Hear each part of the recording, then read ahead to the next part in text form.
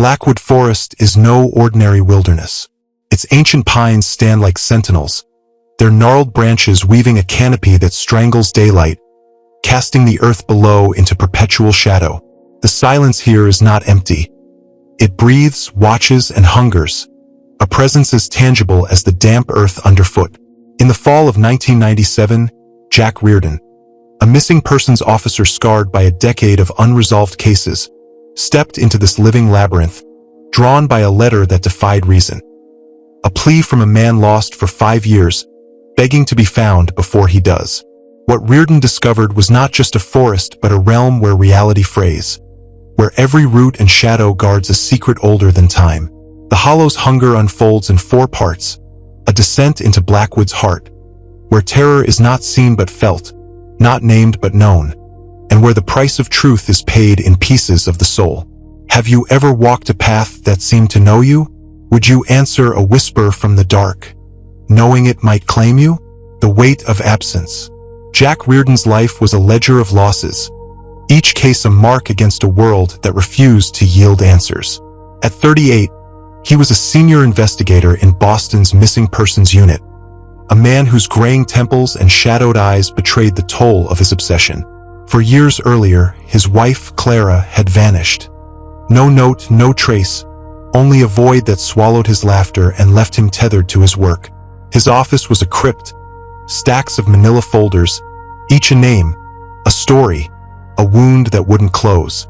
Coffee, always cold, sat beside a rotary phone that rang with the raw grief of families, their voices a chorus of despair he could never silence. Reardon didn't solve cases to save people. He chased them to fill the hollow where Clara once stood, knowing each failure carved him deeper. It was September 27, 1997, when the call came, slicing through the hum of fluorescent lights. The unit was quiet, its officers gone, leaving Reardon alone with his ghosts. The voice on the line was Grace Matlin's, trembling from Briars Hollow, Maine, a town so small it clung to the edge of nowhere. Her brother, Eric, had been missing since 1992, a hiker lost to Blackwood Forest's depths. 5 years was a death sentence in the wild, yet Grace's words carried a certainty that chilled Reardon. Eric was alive, hidden in Blackwood, and he'd sent her a letter, postmarked a week ago, its ink screaming for rescue.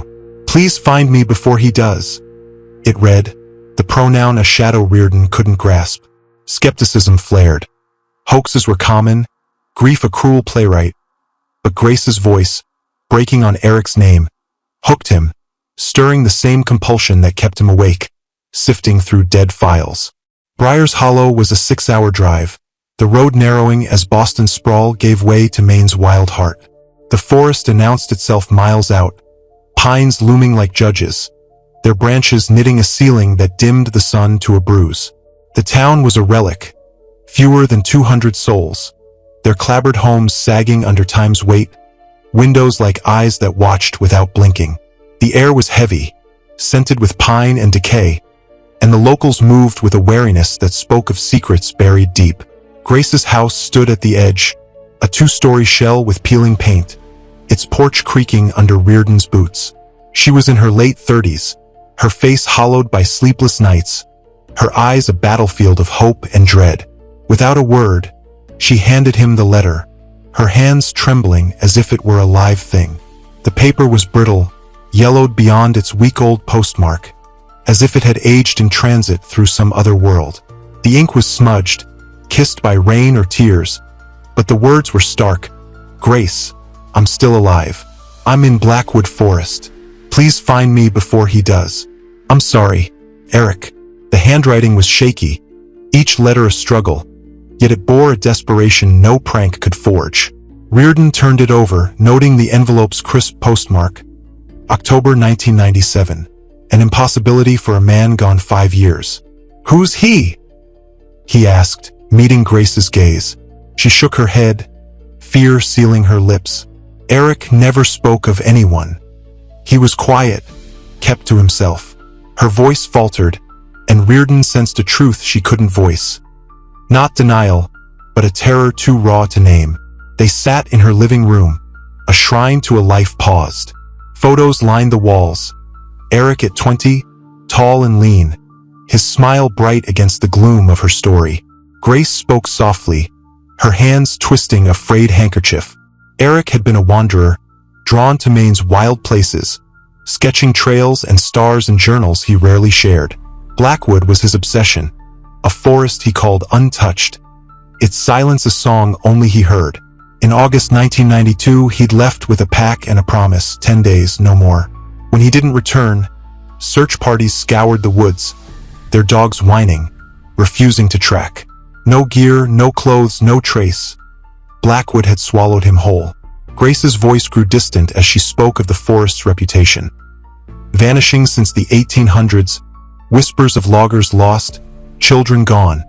A place where compasses spun and fires died without cause. Reardon listened, his mind sifting her words. Blackwood wasn't new to him. He'd heard its name in hushed tones, a footnote in old cases. Hikers vanished, rangers spooked, reports filed with shaking hands. Grace's eyes pleaded as she finished, her hope a fragile thing. "I'll go," Reardon said, the letter's weight settling in his chest. It wasn't just a case. It was a mirror, reflecting his own loss, daring him to find what he'd failed to before. Grace nodded, relief warring with dread. "Be careful," she whispered. "Blackwood's not like other places. It knows you're there." He prepared methodically. A topographic map, compass, flashlight, a .38 revolver, and supplies for 3 days, rations, water, a tent to shield him from the forest's gaze. His colleagues would have called it madness, chasing a ghost into a place that ate men whole, but Reardon was past reason. Blackwood was calling, and he couldn't turn away. As he loaded his car, the letter burned in his pocket, Eric's words a pulse. Before he does, whoever he was, Reardon would find him or die trying. Into the hollow. Blackwood Forest began where Briar's Hollow ended, its edge a stark line where grass surrendered to roots thick as bones. The trees were ancient, their bark scarred, moss clinging like a second skin, stretching upward to choke the sky. Reardon stepped in, and the world shifted. The air thickened, heavy with damp earth and rotting leaves, and silence fell like a blade, severing the hum of life. No bird sang, no wind stirred. Only his boots, crunching needles, broke the stillness, and even that felt stolen. An intrusion the forest tolerated but didn't forgive. He tracked through wilderness before, Adirondacks, Smokies, Cascades, but Blackwood was no mere forest. It was a presence, alive and aware, its shadows curling against the light, watching with eyes he couldn't see. Reardon moved with care, marking trees with chalk, a lifeline to the world beyond. His map, meticulously drawn, was useless within an hour, its trails twisting into loops no surveyor could intend. His compass needle danced, refusing north, as if Blackwood rewrote its own geography. The canopy tightened, plunging the forest into dusk, though his watch claimed noon. Each step was a negotiation, branches snagging his pack, roots rising like snares beneath the leaves. He scanned for signs, footprints, broken twigs, anything. But the forest floor was a tapestry of needles, hiding tracks as soon as they formed. The silence grew heavier, not an absence but a weight, pressing against his temples, urging him to listen. By mid-afternoon, a hum surfaced, faint at first, like blood pulsing in his ears. It wasn't sound but vibration, rising from the earth, threading through the trees. A chant without words, ancient and relentless.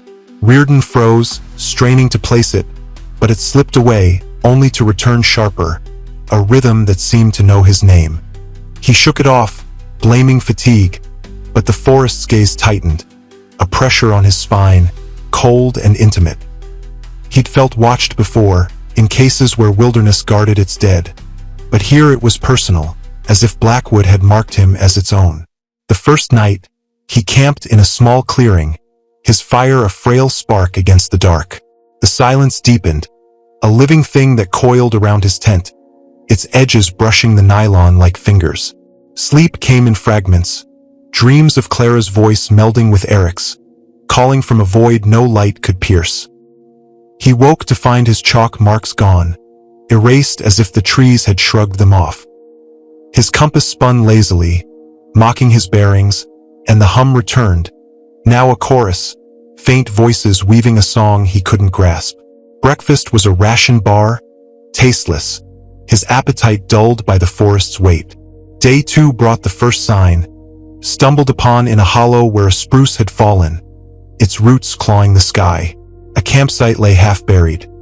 A fire pit, cold, its ash scattered by wind that didn't blow here. A scrap of green fabric, stiff with mud, torn as if ripped in flight.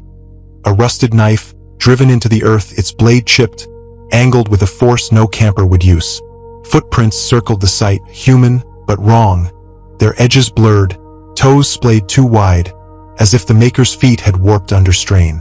Reardon knelt, tracing them with gloved fingers, noting their freshness. Less than a day old. They led north, deeper, then stopped, as if their owner had leapt into nothing. His flashlight swept the trees, catching scratches on bark. 3 lines parallel, too high for a bear, too precise for claws, etched with a deliberation that chilled him. A rustle broke the silence. Close, behind him, Reardon spun, revolver drawn, heart hammering. The forest stared back, shadows still, yet the air thickened, cold despite the day's warmth.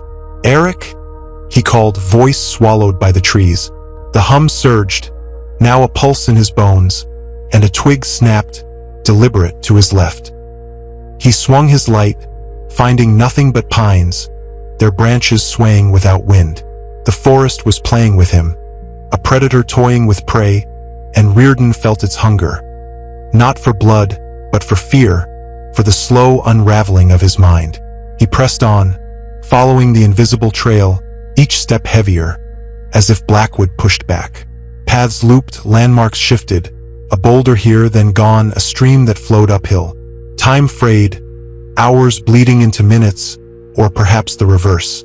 By dusk, exhaustion clawed at him, his legs leaden, his thoughts fogged. The hum became a chant, wordless but alive, pulling him deeper, promising answers if he'd only surrender. He fought it, grounding himself in routine. Check the map, mark a tree, breathe. But Blackwood was relentless, its silence a mirror reflecting his doubts, his losses, his need to find Eric, to prove he could save someone, anyone. The man in the shadows. Dusk fell like a curtain, the forest's shadows merging into a single, endless dark. Reardon paused to check his map, its lines now a mockery, when a flicker caught his eye. A shape at the clearing's edge, human yet wrong. Eric Matlin stood there, or what remained of him. He was skeletal, his frame shrinking beneath tattered clothes, skin pale as bone, stretched tight over ribs that pressed like bars. His eyes were wild, darting like a deer's before the arrow, and his hands twitched, clutching air as if grasping a fading hope. Dirt caked his nails, bruises bloomed purple across his arms, and his lips moved, soundless at first, shaping words Reardon couldn't hear. The letter's plea, "Please find me," burned in Reardon's mind, a lifeline to this ghost made flesh. "Eric?" he said, voice low, steadying his grip on the revolver. Eric flinched, head snapping toward him, eyes wide with a mix of relief and terror. "You're real," he whispered, voice hoarse, cracked like dry earth. "I thought he sent you." Reardon lowered the gun, stepping closer, noting the fever in Eric's gaze, the way his body trembled, not from cold but from something deeper, something that lived in his bones. "Your sister sent me, Grace. She's worried sick. We need to get you out." Eric shook his head, backing away, his gaze flicking to the trees. "No, you don't understand. He's coming. Always comes when I try to leave." His words spilled fast, each a shard of panic, slicing through the silence. "Who's he?" Reardon asked, scanning the forest, feeling the weight of unseen eyes, heavier now, closer. Eric's lips trembled, his voice a whisper that seemed to echo inside Reardon's skull. "Not human, here forever, feeds on us, on the lost.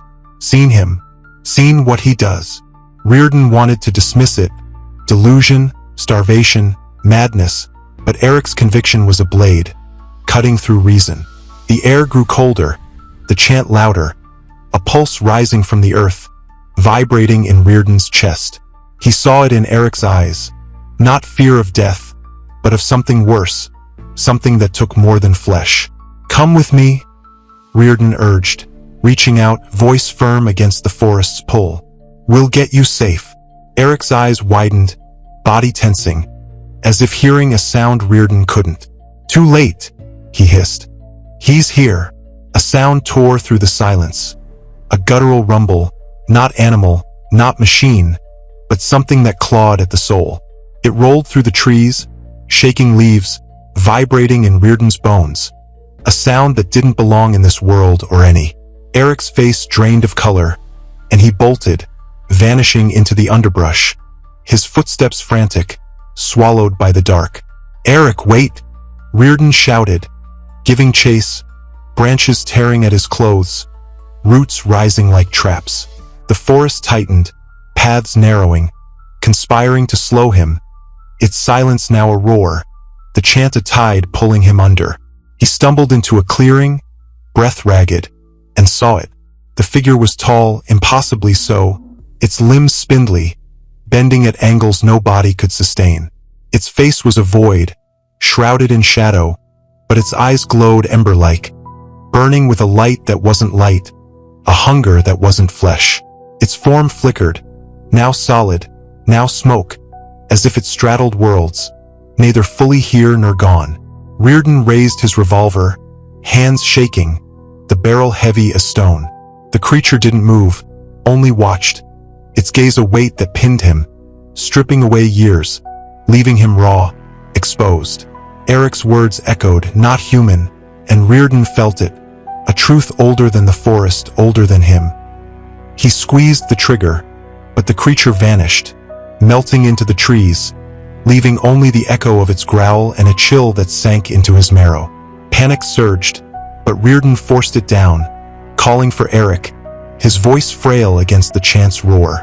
The forest mocked him, paths twisting, his chalk marks gone, his flashlight flickering, its beam a dying star. Hours bled into moments, time unraveling in Blackwood's grip, and the chant became a chorus, voices that knew him, named him, promised truths if he'd only look.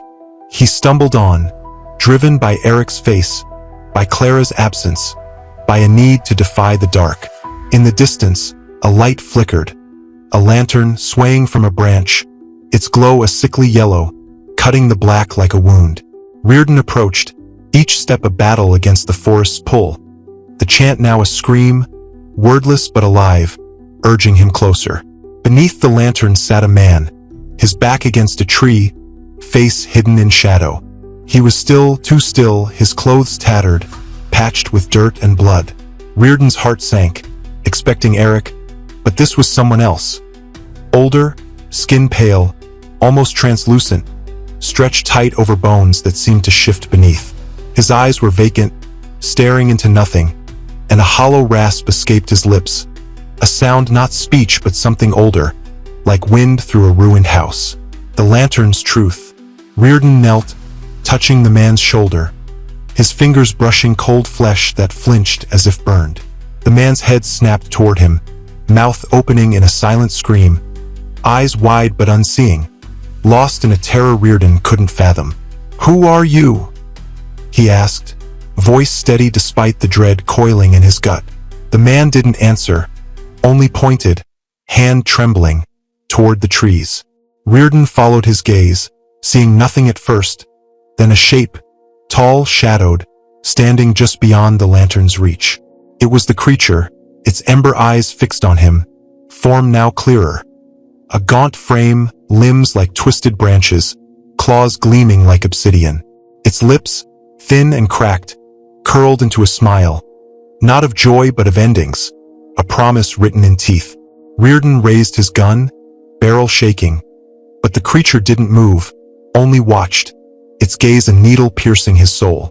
"You shouldn't have come," it said, voice a rasp, like leaves dragged over stone, each word a weight that pressed him down.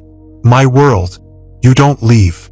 Reardon's finger tightened on the trigger, but his body froze, paralyzed by those eyes, by the smile that grew wider, sharper, peeling back to reveal a hunger that swallowed light. The chant surged, a tidal wave of sound, voices blending into a single roar, naming him, claiming him. The creature stepped closer, claws flexing, air bending around it like heat on pavement, and Reardon felt his edges fray, his self slipping into its gaze. Then a pause. The creature tilted its head, as if hearing a call beyond Reardon's reach. Not yet, it whispered almost to itself. Not time. It turned, melting into the dark, form unraveling like smoke, leaving only silence and a chill that sank into Reardon's bones. The lantern flickered, its light protesting, and the man beneath it was gone, no trace, only the chain creaking in the void. Reardon stumbled back, breath ragged, heart a drum against his ribs. The forest exhaled, its silence rushing back, heavy with intent, and he ran, not caring where, only needing distance from those eyes, that voice. Branches clawed, roots tripped, but Reardon pushed through, the forest fighting him, its shadows curling like fingers. He broke the tree line as dawn bled into the sky, collapsing on grass wet with dew, lungs burning, revolver still clutched in his hand. His car waited, half buried in leaves, a relic of a world he'd nearly lost. He drove, eyes fixed forward, feeling the creature's gaze linger, a splinter in his spine. In Briar's Hollow, he faced Grace, her eyes searching his for hope he couldn't give. He handed her the letter, voice hollow as he lied. I didn't find him. I don't know if he's alive. She wept, but her gaze held a knowing grief, as if she'd felt Blackwood's truth in her bones. Reardon never returned. His report was sterile, no evidence, no leads, a lie to bury what he'd seen. The letter haunted him, Eric's plea, the postmark's impossibility. Was it Eric's hand? Or a lure, bait cast by a hunger that savored fear? He dug into Blackwood's past, finding whispers in dusty archives. Vanishing since the 1700s, loggers lost, settlers gone, children claimed by shadows.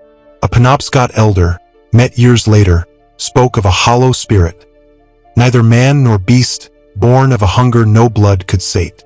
It guarded the forest's heart, taking those who strayed, not to kill but to claim, weaving their terror into its endless hunt. Eric's fate was a void, but Reardon saw him in dreams. Gaunt, running, eyes wild, claws at his heels. The chant lingered, faint at night, a reminder Blackwood wasn't done. He stayed with the unit, chasing other cases, but avoided forests, their silence too alive, too familiar. Grace moved away, her house left to rot, Briar's Hollow fading further into obscurity. Yet Blackwood endured, its trees taller, shadows deeper, waiting for the next soul to cross its line. The Hollow's hunger is a warning. Some places are not ours, their secrets not meant to be claimed. Blackwood lives, its silence a pulse, its creature a shadow that knows your name. Heed the signs, footprints that end, lights that beckon, voices from nowhere. Turn back, or become its prey, another whisper in its endless song.